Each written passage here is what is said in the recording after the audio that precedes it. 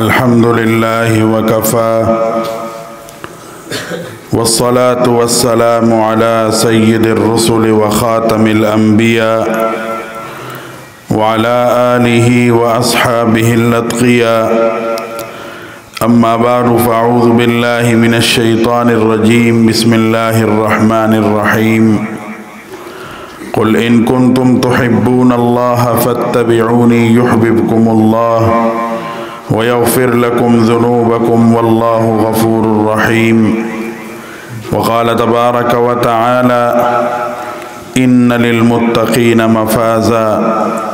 وقال رسول الله صلى الله عليه وسلم المرء مع من أحبه. صدق نبينا الكريم ونحن على ذلك لمن الشاهدين والشاكرين والحمد لله رب العالمین. تمام حضرات شوق سے محبت سے بآواز بلند درود شریف پڑھ لیں. اللہم صل علی سیدنا و مولانا محمد وعلی آل سیدنا و مولانا محمد وبارک وسلم وصلی علیہ. میرے انتہائی قابل قدر حضرات علماء کرام، مشائخ اعظام اور اس علاقے سے اور مختلف علاقے سے آئے ہوئے میرے مسلمان بھائیوں اور پردے میں سن رہی ہیں میرے ماں اور بہنوں، الحمدللہ میری طریقت محترم جناب حافظ زہیب صاحب نے آپ کے سامنے بڑے اچھے انداز سے بیان فرمایا. عمل کے لیے تو اتنی ہی باتیں کافی ہیں. نہ میں خطیب ہوں، نہ کوئی مقرر ہوں، اور نہ کسی سے کبھی کوئی خطابت سیکھی ہے، نہ یہ فن کا ماہر ہوں، اور نہ کوئی خاص مطالعہ ہے. بس اپنے اکابر، اپنے بزرگوں کے قدموں میں ہمیشہ زندگی بسر رہی اور گزاری. انہی سے جو سیکھا سنا کوشش کروں گا کہ وہ آپ کے سامنے بیان کروں. اللہ پاک مجھے اور آپ کو عمل کرنے کی توفیق عطا فرمائے. الحمدللہ چند مہینے بعد، کچھ وقت بعد یہ علماء کرام آپ حضرات کو بار بار کیوں جمع کرتے ہیں؟ میرا آج 5 دن پورے ہو گئے تقریباً.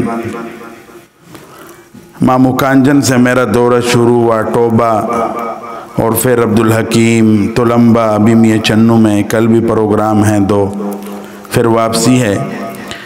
یہ قریہ بستی جا کر ہم لوگوں کو کیوں اکٹھے کرتے ہیں کہ آؤ کچھ دیر کے لیے بیٹھ جاتے ہیں. آپ نے دیکھا ہوگا یہ شو روم والے جنہوں نے گاڑیاں رکھی ہوئی ہیں، یہ ہفتہ مہینے بعد جا کے ٹویننگ کراتے ہیں گاڑی کی. کراتے ہیں نا جی؟ بڑی گاڑی ہو چھوٹی گاڑی ہو اس کو ٹویننگ کراتے ہیں تاکہ گاڑی صحیح سمت چلے. تو ظاہر ہے انسان کا دل بھی ٹویننگ مانگتا ہے. تو اس کے لیے ماہر جو ہیں یہ علماء ہیں، یہ خانقاہ والے ہیں، یہ تبلیغ والے ہیں. یہ آواز لگاتے ہیں یہ آ جاؤ جی، دل نے ویسی بھی زنگ پکڑا ہوا ہے، اللہ اللہ کی ضربے لگائیں تاکہ ہمارے دل کی ٹویننگ ہو جائے. رسول اللہ صلی اللہ علیہ وسلم فرماتے ہیں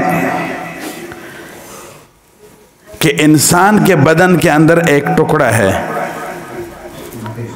ٹویننگ ہر جگہ کی نہیں کی جاتی، ایک خاص پرزے کی جاتی ہے. تو اسی طرح انسان کے اندر بھی ایک پرزہ ہے جس کو ٹویننگ کی بڑی ضرورت رہتی ہے. وہ شو روم میں نہیں ہے، وہ سروس اسٹیشن پر نہیں ہے، وہ بازار میں آپ کو کہیں بھی ٹویننگ کی جگہ نہیں ملے گی اس پرزے کی.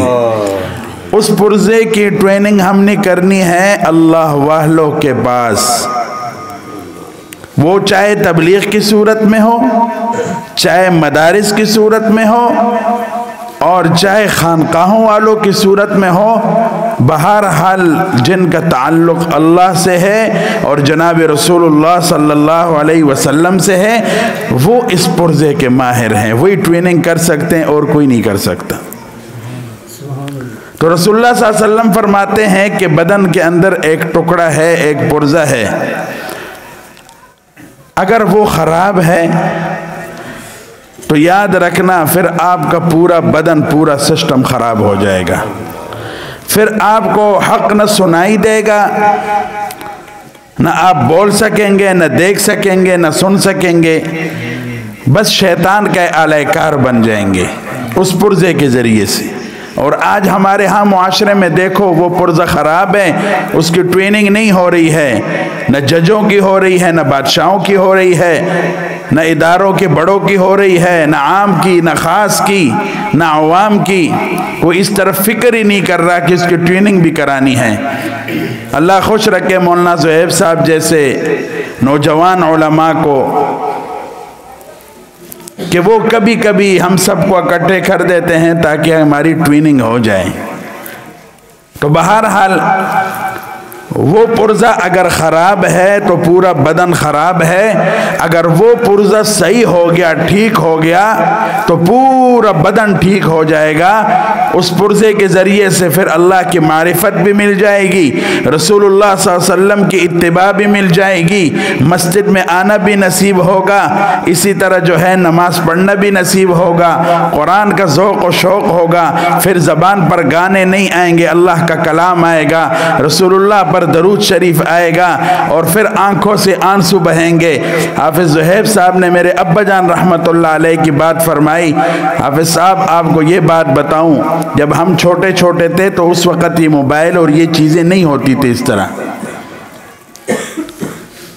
بس جو ہی تہجد کا ٹائم ہوتا تھا، کوئی گھڑی یہ چیزیں نہیں، اذان سے 1.5-2 گھنٹے پہلے قدرت کا نظارہ تھا، نظام تھا کہ میرے ابا جان رحمت اللہ علیہ کی آٹومیٹک آنکھ کھل جاتی تھی، اور ہم چھوٹے چھوٹے ہوتے تھے، مدرسے میں پڑھتے تھے، تو صبح ہمیں بھی اٹھنا ہے، اور اس وقت ذرا پڑھائیوں کا ذوق ہوتا تھا، شوق ہوتا تھا، استاد بھی محنت کرتے تھے، طلباء بھی محنت کرتے تھے، والدین کو بھی فکر لگی رہتی تھی، لیکن ہمارے پاس کوئی موبائل نہیں ہوتا تھا، نہ کوئی گھڑی کے ٹائم پر لگائیں کہ 4 بجے الارم بجے، 4:30 بجے بجے۔ تو ہمارا الارم کیا تھا میرے مسلمان بھائیوں؟ یہاں اکثر الحمدللہ حضرت جی رحمت اللہ علیہ کے نسبت والے بیٹے ہیں، ہمارا الارم ہمارے ابا جان کا اللہ کے سامنے رونا دھونا اور چلانا ہوتا تھا۔ جب وہ روتے تھے، چلاتے تھے، ہمیں پتہ چل جاتا تھا کہ وقت ہو گیا، اٹھو تم بھی۔ جیسے حافظ صاحب نے کہا کہ اب رونے دھونے والے نہیں رہے، اگر ہے بھی وہ آٹے میں نمک کے برابر ہیں، اللہ ہمیں رونے دھونے والے نصیب کر دیں۔ تو بہرحال اگر دل کا وہ پرزہ ٹھیک ہے تو پھر مسجد میں بیٹھنا بھی نصیب، یعنی تمام دینی امور اور کام ہم احسن طریقے سے انجام دے سکتے ہیں۔ رسول اللہ صلی اللہ علیہ وسلم فرماتے ہیں اس پرزے کا نام ہے الا وہی القلب، آگاہ ہو جاؤ وہ دل ہے۔ بس دل کا پرزہ ٹھیک ہے تو ہم سب ٹھیک ہیں۔ ہمارے جتنی بھی اکابر گزرے ہیں، اکابر علماء دیوبند، آپ نے سنا ہوگا کہ دارالعلوم دیوبند کا وہ وقت بھی تھا کہ چپڑاسی سے لے کر واش روم صاف کرنے والا، باورچی خانے والا، صفائی والا، ادھر سے لے کر محدث مفسر قاسم نانوتوی اور رشید احمد گنگوئی جیسے محدثین تک سارے صاحب نسبت اولیاء تھے۔ سب کو اللہ کی معرفت حاصل تھی، سب رونے دھونے والے تھے۔ اللہ پاک ہمیں حقیقی معنوں میں رونا دھونا نصیب کر دے۔ ٹھیک ہے میرے پیارو، ایک واقعہ یاد آ گیا، میں مختصر کروں گا بہت، آپ بھی تھکے ہوئے ہیں۔ 2 چرسی تھے، 2 چرسی، 2 چرسیوں کا واقعہ سناتا ہوں آپ کو۔ ہمارے ابا جان رحمت اللہ علیہ ہمیں فرماتے تھے کہ بچوں کبھی کبھی ان چرسیوں کے پاس جا کے بیٹھا کرو، ان کو تنگ نہیں کرنا، ویسی ان سے گپ شپ لگاؤ۔ یہ اپنے نشے میں مست ہوتے ہیں، لیکن کب ہے تو مسلمان نہ گناہگار ہے، ہمارا تو نہیں ہے، اپنے رب کے گناہگار ہیں۔ ہمارے ہوں تو اللہ معاف کرے، ہمارے شان میں تھوڑی بھی گستاخی ہو جائے تو ہم زمین آسمان ایک کر دیتے ہیں۔ ہم ایسے بدقسمت اور بدنصیب ہیں کہ صبح سے شام تک اور شام سے صبح تک اللہ کے نافرمانیوں میں لگے ہوئے ہیں، پھر بھی وہ رب کائنات اللہ رب العالمین نے اپنے گھر کے دروازے ہم پر کھولے ہیں، پھر بھی ہمیں آنے کا موقع دیا ہے۔ نہ ہمارے چہرے بگڑے، نہ ہمیں ذلیل کیا، نہ رسوا کیا، نہ برباد کیا۔ اتنے کچھ کرنے کے باوجود بھی ہم اللہ جی کے گھر میں بیٹھے ہیں۔ اگر خدا نہ خواستہ آپ میں سے یا مجھ میں سے کسی کو تھوڑی سی بھی نافرمانی ہو جائے، تھوڑی سی بھی غلطی ہو جائے، تو کیا خیال ہے میرے پیاروں، ہم اس سے ناطے رشتے ختم کر دیتے کہ نہیں کرتے ہیں؟ تو نے مجھے یہ کہا تھا، تو نے مجھے یہ کہا تھا، لیکن انسان ذرا سوچ، تو نے اپنے رب کو کتنا ناراض کیا ہے، اس طرف بھی ذرا سوچنا۔ تو دو چرسی تھے، حضرت فرماتے ہیں کہ ہم ایک دفعہ، یہ ٹیکسلا کا نام آپ نے سنا ہوگا راولپنڈی میں، یہاں اللہ کے بہت بڑے ولی اور محبوب رہتے تھے، حکیم محمد داؤد صاحب رحمۃ اللہ علیہ، جو امام الاولیاء مولانا احمد علی لاہوری رحمۃ اللہ علیہ کے اجل خلفاء میں سے تھے، بہت بڑے اللہ والے، اور حضرت اکثر ان کی صحبت میں رہتے ہیں۔ حضرت فرماتے ہیں کہ میں ان کی صحبت میں حاضر ہوا خدمت کے لیے، تو مجھے کہنے لگے عزیز الرحمن، اگر آپ کے پاس وقت ہے تو یہاں قریب ایک بستی میں پروگرام ہے تو وہاں جانا ہے۔ میں نے کہا حضرت جی سے بڑی سعادت، اور کیا ہے، چلتے ہیں آپ کے ساتھ۔ تو حکیم داؤد صاحب رحمۃ اللہ علیہ بھی اور حضرت جی بطور خادم ساتھ اڈے میں آئے۔ اس وقت یہ گاڑیاں اس طرح نہیں ہوتی تھی، حضرت فرماتے تھے یہ ٹانگے ہوتے تھے، وہ گھوڑے کے پیچھے جو وہ ریڑا باندھتے تھے وہ۔ حضرت فرماتے ہم ٹانگے میں بیٹھے، حضرت آگے بیٹھے حکیم داؤد صاحب رحمۃ اللہ علیہ، اور حضرت کے ساتھ ایک چرسی بیٹھا ہوا ہے، اور پیچھے میں اور میرے ساتھ ایک اور ساتھی تھے۔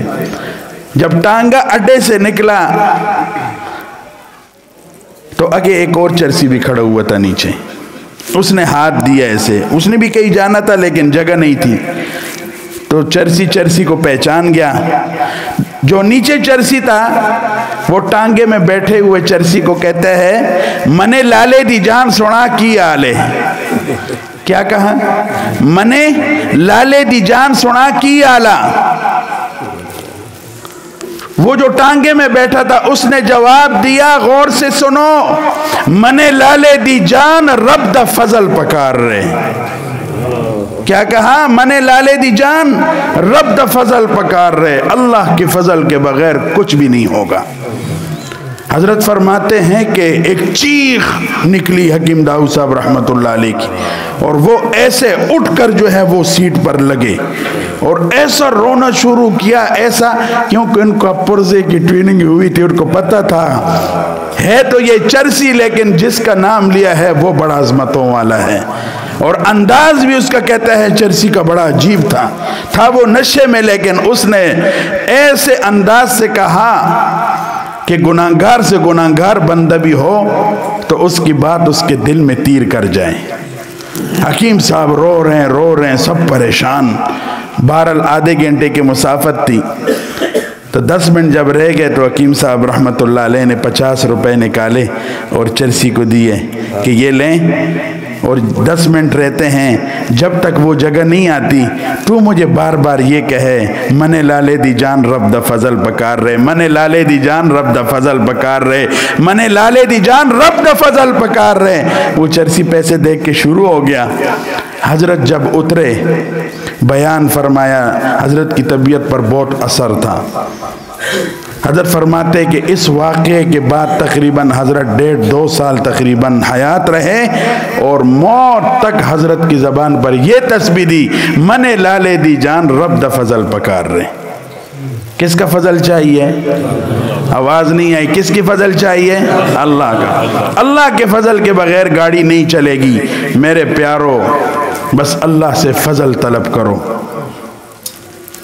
ہمارے حضرت شیخ الحدیث مولانا زکریہ رحمۃ اللہ علیہ کے بہت بڑے لاڈلے خلیفہ قطب العارفین حضرت صوفی محمد اقبال صاحب رحمۃ اللہ علیہ، نام آپ حضرات نے سنا ہوگا، بہت بڑے اللہ والے تھے۔ اللہ اکبر، اللہ نے ان کو بہت عجیب شان عطا فرمائی تھی۔ وہ ہر وقت حضرت شیخ کی خدمت میں رہتے، حضرت مدنی کی خدمت میں رہتے، حضرت حکیم الامت رحمۃ اللہ علیہ، حضرت سید عطا اللہ شاہ بخاری ان خدمت میں رہتے، اور تقریباً کوئی 50 سال سے زائد کا عرصہ حضرت شیخ الحدیث مولانا زکریہ رحمۃ اللہ علیہ کے حکم پر مدینہ رہے، ان کے سلسلے کو ذکر و اذکار سکھانا۔ ہم جب بھی جاتے حضرت تو انہی کے خانقاہ میں مدینہ پاک میں رہتے۔ وہ ہمیشہ روتے تھے کہ یا اللہ مجھے مدینے سے جدا نہ فرمائیں، میری موت بھی مدینے میں ہو، میری موت بھی مدینے میں ہو، مجھے بقی دیں۔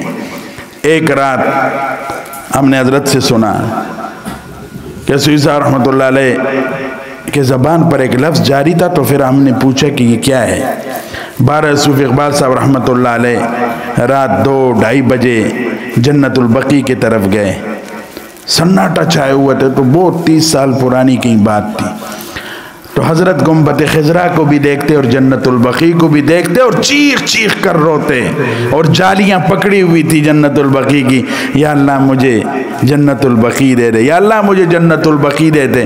جیسے یہ بچہ نہیں ہوتا ایڑیاں مار رہا ہوتا ہے، پیسے نہ ملے تو اس کے منہ سے لعاب بھی نکلتا ہے، عجیب برا حال ہو جاتا ہے، اور پیسے نہ ملنے کی وجہ سے آخر مایوس ہو کے گر جاتا ہے۔ تو وہ بھی ان کی بھی یہی حالت ہو گئی، رو رو رو رو کے برا حال ہوا اور ایسے زمین پر لیٹ گئے۔ لیکن جانا نہیں ہے جب تک دعا قبول نہ ہو۔ غنودگی سے آئی رونے کی وجہ سے۔ صوفی اقبال صاحب رحمۃ اللہ علیہ کو غیب سے ایک آواز آئی، اقبال یہ تو ہماری مرضی ہے، اقبال یہ ہماری مرضی ہے، کس کو بقیع دیں اور کسی کو کوئی اور جگہ دے دیں۔ کہتے موت تک حضرت صوفی اقبال صاحب رحمۃ اللہ علیہ کی زبان پہ یہ بات ہوتی تھی کہ اقبال یہ تو میری مرضی ہے، اقبال یہ تو میری مرضی ہے۔ میرے پیارو، اگر اس دور میں چاہے علماء ہیں، چاہے تبلیغ والے ہیں، چاہے عوام ہیں، ہر کوئی یاد رکھنا نسبت کے بغیر نہ رہنا، صحبت کے بغیر نہ رہنا۔ اولیاء اللہ کی صحبت، نیک لوگوں کی صحبت آپ کو اس مقام تک پہنچائے گی کہ آپ تصور بھی نہیں کر سکتے۔ اس لیے ہمارے تمام اکابر جو تھے یہ کسی نہ کسی اللہ والے سے بیعت ہوتے تھے۔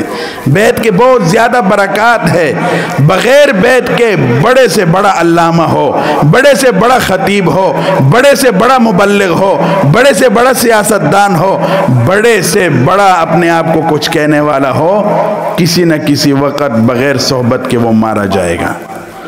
اس لیے ہمارے اکابر اس بات پر زور دیتے تھے کہ صحبت اختیار کرو۔ بہرحال یہ دنیا کا عیش پرستی کا دور ہے، فتنوں کا دور ہے۔ آج ہر مسلمان کا ذہن دنیا کے طرف، دنیا دنیا دنیا۔ اور بھائی چھوڑو فکر دنیا کو، فکر آخرت کی طرف اپنے ذہنوں کو موڑو۔ حدیث شریف میں آتا ہے، رسول اللہ صلی اللہ علیہ وسلم فرماتے ہیں ایسا زمانہ آئے گا کہ ہر بندہ دنیا کے فکر میں لگا رہے گا، ہائے پیسے، ہائے میری گاڑی، ہائے میری پراپرٹی، ہائے میرا بینک بیلنس، ہائے میری اولاد، ہائے میرا دکان، ہائے میرا پلازا، ہائے میری پراڈو، ہائے ہائے ہائے ہائے کرتے کرتے کرتے دنیا سے خالی ہاتھ لوٹ جائے گا۔ آج ہو رہا ہے ایسے کہ نہیں ہو رہا؟ ہر بندہ پڑے، جو بھی ہمارے پاس آتا ہے اس لیے کوئی نہیں آیا بھائی آتے ہی وہ مال یہ ہو گیا، وہ یہ ہو گیا، وہ یہ ہو گیا۔ بھائی صبر بھی تو کیا کرو نا، صبر بھی ہونی چاہیے۔ اور دوسرے جگہ فرمایا، ایک صحابی نے پوچھا یا رسول اللہ صلی اللہ علیہ وسلم قیامت کب آئے گی؟ یہ موضوع تھوڑا چھیڑنا چاہتا ہوں، قیامت کب آئے گی؟ فرمایا کہ جب بچے والدین کے ساتھ نوکروں والے سلوک کریں گے، والدین کو ذلیل کیا جائے گا، والدین کو گالیاں دی جائیں گی، والدین کے ساتھ نوکروں سے بدتر سلوک ہوگا۔ والدین جب اپنے اولاد کے ساتھ بات کریں تو سہم سہم کر بات کریں، ڈر ڈر کر بات کریں، پھر انتظار کرنا کہ قیامت آ گئی ہے۔ آج ہو رہا ہے ایسے کہ نہیں ہو رہا؟ ایک نوجوان تھا، مسافر تھا، باہر روزی کمانے کے لیے گیا تھا، بہت عبرت کا واقعہ ہے، باہر گیا، باہر ملک جاتے، ہماری بھی کئی رشتہ دار گئے، آپ کے بھی کئی رشتہ دار، کوئی یورپ گیا ہے، کوئی سعودیہ گیا ہے، کوئی عرب امارات گیا ہے، جاتے ہیں روزی کمانے کے لیے، لیکن یاد رکھنا موت کا ایک وقت مقرر ہے، وہ ادھر ہو یا ادھر ہو، جہاں ہو موت آ کر رہے گی، آ کر رہے گی کہ نہیں؟ کل نفس ذائقۃ الموت، ہر نفس نے موت کا ذائقہ چکھنا ہے۔ ہاں، یہ ایکس رے کی مشین سے موت والی ایک دن ہم گزر کر جائیں گے، آگے ملک الموت کو دیکھنا ہے، نظر کی کیفیت آئے گی، سمجھ آ گئی ہے، پاؤں کی انگلیوں سے روح نکلنا شروع ہوگی اور آخر میں آنکھوں کا نور چلا جائے گا۔ یہ سب مرحلے آنے والے ہیں۔ مسجد میں اعلان ہوگا، پہلے علاقے کا معزز تھا، ابھی کوئی نہیں کہتا علاقے کا معزز، کہتے میت ہے، مرحوم ہے، اٹھا کر لے جاؤ اس کو۔ وہ بچے، وہ ناز و نخرے، وہ بیگم، وہ گاڑیاں، پراپرٹیاں سب ادھر، یہ دو چادروں میں کفن میں لپٹا ہوا قبر میں اتر گیا۔ تو نوجوان تھا، دن بھر کام کاج میں مصروف تھا، شام کو جب آیا اپنے کمرے میں، مسافر تھا، 5-6 دوست ساتھ اور تھے، تو بیٹھے بیٹھے اس کی طبیعت خراب ہو گئی، تو چلانے لگا، چیخ ماری، اس کو نزع کی کیفیت شروع ہو گئی۔ تو سارے کمرے والے آ کے گر بیٹھ گئے، بھئی کیا ہو گیا آپ کو، کیا ہو گیا؟ میری طبیعت خراب ہے، میں مر رہا ہوں۔ اچھا بتا، ایک سرانے نوجوان بیٹھا تھا، مسافر دنیا سے جا رہے، تیرے دل پر کوئی ارمان بھی ہیں؟ تیرے دل پہ کوئی ارمان رہ گئے ہوں؟ اس نے کہا ہاں، میرے دل میں 2 ارمان ہیں۔ کون کون سے؟ پہلا ارمان یہ ہے کہ کاش میری روح نکلتے وقت، چونکہ اب میں دنیا سے جا رہا ہوں، کاش میں اپنے گھر میں ہوتا، والدہ کے پاس، یا والدہ میرے پاس ہوتی، میرا سر والدہ کے گود میں ہوتا، میں والدہ کو دیکھتے دیکھتے دنیا سے رخصت ہو جاتا، کیونکہ میں نے والدہ کو بہت ستایا ہے۔ جب بھی والدہ فون کرتی، بیٹا بیٹا بیٹا، میں دنیا کے موبائلوں میں، غلط کاموں میں، غلط دوستوں میں مست تھا، ان کے ساتھ ہنسنا، مذاق، سب کچھ، اور پیاری ماں کو میں برا بلا کہتا، پھر بھی ماں کہتی بیٹا بیٹا بیٹا۔ تو آج مجھے پتہ چلا کہ ماں کی عظمت کیا ہے، آج مجھے ماں یاد آ رہی ہے، کاش میرا سر ماں کی گود میں ہوتا اور میری روح نکلتی اور میں دنیا سے رخصت ہوتا۔ میں قربان جاؤں اپنے والد صاحب رحمت اللہ علیہ پہ، فرماتے تھے جب سے میں نے ہوش سنبھالا ہے، بلوغت، اور مجھے سمجھ آئی ہے تہجد کی، میں نے نہ سفر میں نہ حضر میں، مجھے زندگی میں، بیماری، صحت میں، سفر میں ایک دن بھی یاد نہیں کہ میں نے تہجد چھوڑا ہو۔ جہاز میں بھی تہجد پڑھی ہے، نوافل کا اہتمام، تحیت المسجد، تحیت الوضو، رسول اللہ صلی اللہ علیہ وسلم پر تو مر مٹے اور فدا تھی۔ اور فرمایا کہ جب سے میں نے والدین کی عظمت کا سنا، یہ ہمیں دادی جان کے وفات کی تیسرے دن یہ راز کھولا، فرمایا کہ ایک رات ایسی نہیں گزری، ایک لمحہ کہ مجھ سے والدین کبھی ناراض سوئے ہوں۔ اگر مجھے کبھی شبہ بھی پڑا، ویسی ناراض نہیں ہوتے، پھر بھی میں جا کے والدین کے قدموں کو دباتا، چومتا، اس وقت مجھے نیند آتی تھی۔ اور ہم نے جب اندازہ لگایا، یہ تقریباً 55 سے 60 سال بنتے ہیں۔ اللہ اکبر۔ میری والدہ صاحبہ فرماتی ہیں کہ ایک دفعہ گرمی کا سخت موسم تھا، حضرت سفر سے آئے، دن دھوپ کا وقت تھا، 12-1 بجے کا۔ حضرت جب گھر میں داخل ہوئے، تھکے ہوئے تھے، پتہ نہیں 10 دن بعد آئے، تو حضرت کی والدہ ہماری دادی صاحبہ तकरीबन 90 साल की उम्र थी, कुर्सी पर बिठाया तो मैं उनको वुज़ू करा रही थी। तो हज़रत ने पूछा कि कैसी हो? मैंने कहा ठीक। क्या कर रही हो? दादी जान को, अम्मा जी को वुज़ू करा रही हूँ। हज़रत आ गए, बड़े दुआएं दी मुझे। मैंने सारा वुज़ू करा दिया था, सिर्फ पाँव रह गए थे। तो मैंने कहा कि पाँव ज़रा मैले हैं, तो मैंने पाँव पर पानी फेंका, उस पर साबुन लगाया, थोड़ा कपड़ा लगाया कि मैल कुचैल ज़रा नरम हो जाए। फरमाती है मैं अंदर गई, पानी लेकर आई तो हज़रत ऐसे नीचे बैठ गए और अपने वालिदा के पाँव के नीचे हाथ यूं रखे, कटोरा बना दिया हाथ का, और मुझे कहा कि पानी डालो। मैंने कहा कि ये पानी आपके हाथों में जाएगा तो ये थोड़ा नामुनासिब है, क्योंकि उस पर साबुन लगा हुआ है, गंदगी लगी हुई है, लिहाजा आप पीछे हट जाएं। फरमाया रोना शुरू हो गए। फरमाया डालो, मेरा हुक्म है। मैंने पानी डाला, वो जितना भी पानी था पाँव का वो हज़रत के हाथ में गिरा और चुरलू भरकर सारा पानी हज़रत ने पी लिया। मैंने कहा इसमें तो जरासीम है। कहा इसमें जरासीम नहीं है। अगर आज मुझे ये इज्जत मिली है, लोग मेरे हाथ चूमते हैं, मेरा माथा चूमते हैं, मुझे पहली तरीक़त कहते हैं, मुझे शेखुल मशाइख कहते हैं, जो जो अलक़ाबात मुझे देते हैं, वो अज़ीज़ुर रहमान का कमाल नहीं है, वो मेरे इस फ़कीरी माँ के कदमों का कमाल है। इसके दुआओं से इस मर्तबे पर पहुंचा हूं। और जब भी घर से जाते अपने माँ के कदमों को चूमते, अंगूठे वो आंखों में लगाते, माथा चूम कर अपना सर गोद में वालिदा के रखते। अम्मा जी मेरे सर पर हाथ फेरें, मैं वही अजीज़ुर रहमान वो आपके लिए एक दिन का। और दुआएं लेके जाते। अल्लाह अकबर। क्यों फिर अल्लाह ताला मकाम न दे? क्यों अल्लाह ताला शान न दे? इसलिए नौजवानों अपने वालिदैन की कदर करना। जिन घरों में वालिदैन नहीं है वो घर वीरान है। आज मेरे अब्बा जान नहीं है, 4 साल 4.5 साल हो गए। यकीन माने जब रमज़ान का मौका आता है, खुशी का मौका आता है, ईद का मौका आता है, अक्सर मैं चांद रात को भाई फ़ोन करते, मैं नहीं उठाता, बस एतिकाफ वाले जा रहे होते, मैं जाके कमरे में कुंडा लगा देता हूँ। मेरी तो दुनिया उजड़ गई है। जिनके वालिदैन नहीं हैं उनसे पूछो। इसलिए खुदारा जिनके हयात कदर करो, छोड़ो सब चीज़ों को, दोस्तों को, फलानों को,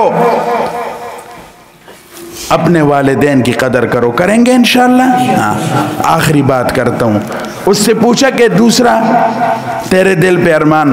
उसने कहा कि मेरी सारी जिंदगी रसूलुल्लाह सल्लल्लाहु अलैहि वसल्लम के तरीक़ों को पाँव के नीचे रौंदा। शैतान और नफ्स ने मुझे मारा था। अब चूंकि मैं कब्र में उतरने वाला हूँ, सारी जिंदगी मैंने दाढ़ी मूंडी, और अभी थोड़ी देर पहले भी मैं दाढ़ी मूंड कर आया हूँ। मैं कब्र में जा रहा हूँ, मैं रसूलुल्लाह सल्लल्लाहु अलैहि वसल्लम को क्या मुंह दिखाऊंगा? मेरे दिल पे बहुत बड़ा अरमान है, काश मैं कभी दाढ़ी ना कटाता। मैंने उलमा से सुना था, मैंने पढ़ा था, लेकिन नफ्स और शैतान ने मुझे मारा था, और खराब दोस्तों की सोहबत ने मुझे बर्बाद कर दिया। और मैं ताज़ा दाढ़ी मूंड के आ रहा हूँ, मैं रो रहा हूँ, मैं तड़प रहा हूँ, लेकिन अब वक़्त गुजर चुका है। अब मैं कब्र में उतरूंगा, अल्लाह खैर करे, वहाँ रसूलुल्लाह सल्लल्लाहु अलैहि वसल्लम का दीदार होगा, और उनके चेहरे अनवर पर दाढ़ी होगी, और अपने आप को मोहम्मदी कहलाने वाले के चेहरे पर दाढ़ी नहीं होगी, तो मैं रसूलुल्लाह सल्लल्लाहु अलैहि वसल्लम के साथ आंखें कैसे मिलाऊंगा?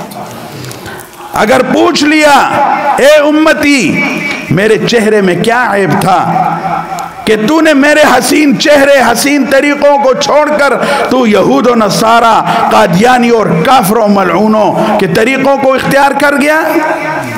आज अपने घरों में देखो, आज हमारे घरों में मोबाइल आ गए, आज हमारे घरों में केबल आ गए, आज हमारे घरों में टेलीविज़न आ गए, आज हमारे घरों में असली तालीम का असर है, कुफ़ार का असर है, यहूद और नसारा का असर है, कादियानियों के तरीक़ों का असर है, और मुहम्मदुर रसूलुल्लाह के तरीक़े हमारे घरों से रुख़सत हो रहे हैं। और अल्लाह क्या फरमाते हैं? मैंने आपके सामने आयत पेश की। अल्लाह ताला का वादा है, जो भी मेरा बंदा, जो भी मेरे महबूब का उम्मती मेरे محبوب جناب رسولullah सल्लल्लाहु अलैहि वसल्लम के तरीक़ों के मुताबिक ज़िंदगी गुजारेगा, मैं अल्लाह ऐसे बंदे से वादा करता हूँ, समझ आ गई, वादा करता हूँ उससे मोहब्बत भी करूँगा और उसकी बख्शिश भी करूँगा। तो इसलिए अपने घरों में रसूलुल्लाह सल्लल्लाहु अलैहि वसल्लम के तरीक़े लेकर आओ, अपने वजूदों में तरीक़े लेकर आओ। हम आपके खैर ख्वाह हैं, खुदा की कसम, न पैसों के लिए आया, न खाने के लिए आया, न गाड़ी की शोहरत, न किसी और चीज़ के लिए। जो अपने अकाबिर से सुना देखा वही दर लेकर पिंडी से रवाना हुआ हूँ, कभी इसके दर कभी उसके दर, कभी दर बदर। सिर्फ एक मकसद है, आप भी रसूलुल्लाह सल्लल्लाहु अलैहि वसल्लम की उम्मती, मैं भी रसूलुल्लाह सल्लल्लाहु अलैहि वसल्लम का उम्मती। बेहतरीन मुसलमान वो है, बेहतरीन दोस्त वो है जो कुछ अपने लिए पसंद करे, अपने मुसलमान भाई के लिए भी पसंद करे। मैं अपने लिए जन्नत पसंद करता हूँ, आपके लिए भी जन्नत पसंद करता हूँ। मैं दोज़ख से पनाह मांगता हूँ, मैं दोज़ख में नहीं जाना चाहता, मैं दोज़ख में जलना नहीं चाहता। रब्बा, मैं आपको कैसे दोज़ख में देख सकता हूँ? मैं आपके लिए भी अल्लाह से जन्नत मांगता हूँ और आपको वास्ता देता हूँ कि आओ रसूलुल्लाह के तरीक़ों पर चलें, अल्लाह के हुक्मों को मानें, आप भी जन्नती हो जाएंगे, मैं भी जन्नती हो जाऊंगा, आप भी जहन्नम से बच जाओगे और मैं भी जहन्नम से बच जाऊंगा। बचना चाहते हैं कि नहीं चाहते? चाहते हैं कि नहीं चाहते? बस हमारे सफ़र का मकसद एक है मेरा, और कोई नहीं, एक कि हमने रब को नाराज़ किया है। आओ किसी तरीके से अपने रब से सुलह कर लें, अपने रब को मनवा लें। अल्लाह जी बहुत जल्दी मान जाते, खुदा की कसम जल्दी मानते हैं। वालिदैन जल्दी नहीं मानते, भाई जल्दी नहीं मानते, दोस्त जल्दी नहीं मानते। 70 साल का एक मुशरिक था, मुशरिक काफिर, जो सारी जिंदगी अपने बुतखाने में जाता था सुबह और या सनम या सनम या सनम कहता था, बुत को पुकारता था। अरबी में सनम बुत को कहते हैं। हम सुबह उठ के अल्लाह का जिक्र करते हैं, वो जो था मुशरिक वो सनम सनम कहता था। एक दिन वो अपने वो क्या कहते हैं जा रहा था बुतखाने में, सनम सनम के नारे लगा रहा था। उसकी जबान पर गलती से आ गया या समद, अपने रब को पुकारा, हकीकी रब को, या समद। ये उसके जबान से बात निकली, गैब से आवाज आ गई, लब्बैक या अब्दी, मेरे बंदे मैं हाजिर हूं। क्या बात है, मैं हाजिर हूं, हाजिर। तो वो सोच में पड़ गया। उसने कहा जिसको मैंने 70 साल पुकारा बुत को, उसने न मेरा कोई जरर दूर किया, न मेरे से बात की, न मेरे इस सनम सनम का जवाब दिया, और मैंने या समझ कह दिया और हकीकी रब ने मुझे पुकार दिया।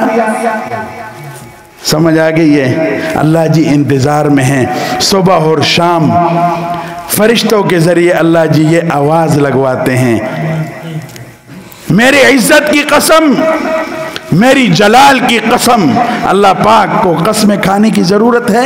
अल्लाह जी आप तो सिर्फ हमें पुकारें तो हमें लिए यही भी काफ़ी है, लेकिन अपने बंदों को तसल्ली देने के लिए रब कसमें खा रहे हैं। मेरी इज्जत की कसम, मेरी जलाल की कसम, मेरी किबरियाई की कसम, तुम जो भी मांगोगे मैं तुम्हें अता करूंगा। 70 साल का जिनाकार हो, शराबी हो, गुनाहों में डूबा हो, नाफरमान हो, एक दफा सच्ची नीयत के साथ मुसल्ले पर खड़ा हो जाए और शर्मसार होकर अल्लाह के सामने पेशानी को झुका दे, अल्लाह पाक उसको ऐसे माफ कर देंगे जैसे उसने कभी गुनाह किए ही नहीं है। तो बस आपसे आखिरी दरख्वास्त यही है मेरे प्यारों, अल्लाह से सुलह करना चाहते हैं कि नहीं करना चाहते हैं? आवाज़ नहीं आ रही है। ये स्मोक क्या है? ये तो अजाब है। हमारे हुक्मरान कहते हैं हम इससे निपटेंगे, हम ये करेंगे, हम वो करेंगे, नहीं कर सकते। जलजले आ रहे हैं, सैलाब आ रहे हैं, बेदीन हुक्मरान आ रहे हैं, जालिम हुक्मरान आ रहे हैं, महंगाई का तूफान है, हर तरफ अफरा तफरी है, किसी को समझ नहीं आ रही। ये क्यों? ये हमारे बदअमालियों का नतीजा है। बस आज तौबा करके यहाँ से जाएं कि आज के बाद अल्लाह जी आपके हुक्मों के मुताबिक ज़िंदगी गुजारेंगे और आपके महबूब ख़ातमुन नबिय्यीन जनाब रसूलुल्लाह सल्लल्लाहु अलैहि वसल्लम के तरीक़ों के मुताबिक ज़िंदगी गुजारेंगे। मर्द भी, औरतें भी, बच्चे भी, बच्चियाँ भी आज के बाद आपके महबूब की सुन्नत दाढ़ी को नाली में नहीं फेंकेंगे। हम इतने जालिम हैं, हम हुजूर की इस सुन्नत को उस नाली में फेंक रहे हैं जिस नाली में जानवर और इंसान का पेशाब पाखाना जा रहा है। बस तौबा करें, करते हैं तौबा इंशाअल्लाह। इरादा करो आज के बाद दाढ़ियाँ नहीं काटेंगे, बस मदरसे वालों के साथ हो जाओ, मदरसों में आओ, तबलीग के साथ जाओ, खानकाओं में आओ। यहाँ बड़े बड़े उलमा बैठे हुए हैं, बड़े बड़े उलमा बैठे हैं, इनकी सोहबत में आओ। मौलाना ज़ुहैब साहब को अल्हम्दुलिल्लाह चारों सलासिल में इजाज़त है अल्हम्दुलिल्लाह। यहाँ आबिद नसीर साहब नौजवान हैं, इनको चारों सलासिल में इजाज़त है। हमारे विहाड़ी से आए हुए कारी रियाज साहब हैं, इनको चारों सलासिल में इजाज़त है। इजाज़त ये है कि ये बैत कर सकते हैं। अगर आप कहें कि इस दौर में फरिश्ते आ जाएं, इस दौर में बड़े बड़े औलिया जुनैद बगदादी, शिबली और गंगोही और कासिम नानोतवी, हुसैन अहमद मदनी, शेख ज़करिया और इसी तरह हज़रत इमाम ग़ज़ाली, इमामुल औलिया मौलाना अहमद अली लाहौरी, वो दोबारा नहीं आएंगे, वो दुनिया से चले गए। इस दौर के शेख ज़करिया, शिबली, नौमानी, जुनैद बगदादी, हुसैन अहमद मदनी, हकीमुल उम्मत, ये सारे ये उलमा हैं इस दौर की। इन्हीं पर एतमाद करो, इंशाअल्लाह यही सब कुछ है, यही उन्हीं के पैरोकार हैं। इंशाअल्लाह जो इनके साथ उठना बैठना करेगा, मैं यकीन दिलाता हूँ इंशाअल्लाह आप अल्लाह की मारिफत तक पहुँच जाएंगे, रसूलुल्लाह सल्लल्लाहु अलैहि वसल्लम की इत्तिबा मिल जाएगी। अल्लाह पाक इन्हीं बातों पर मुझे और आपको अमल करने की तौफीक अता फरमाएँ। व आखिर दावाना अनिल हम्दुलिल्लाहि रब्बिल आलमीन।